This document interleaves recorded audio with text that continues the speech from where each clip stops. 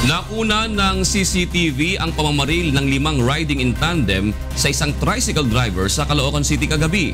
May hataw na balita si Maki Libradilla live. Morning, Maki.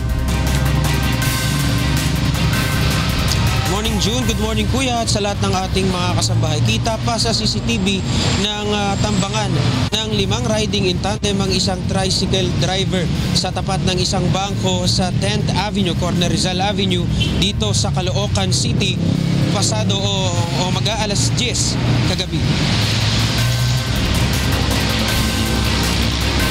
Makikita na sa bandang itaas ng pila ng mga tricycle ang biktima na si Michael Yang nang dumating ang mga nakamotor na lalaki. Bumaba pa ang isa sa angkas na lalaki na nakasuot ng itim na jacket at helmet, saka nilapitan ng biktima at pinaputukan ito. Subalit hindi pa ito natatapos dahil bumaba din ang 2 pang angkas na sospek kung saan pinaputukan din ang biktima. Makikita din sa kuha ng CCTV ng tutukan ng baril at pagtatadyakan ng mga sospek ang mga nakapilang tricycle drivers sa lugar.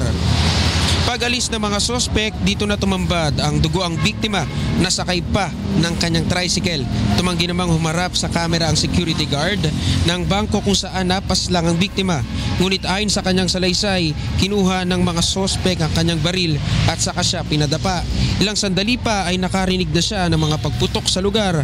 Hindi na niya nagawang lumaban dahil nakabantay sa kanya ang iba pang mga sospek. Sa ngayon ay pinag-aaralan na ng otoridad kung may kinalaman ba sa droga ang pamamaslang dahil nakakita ang soko ng 2 pakete ng shabu sa katawan ng biktima. Yan mo ng latest, balik sa YouTube.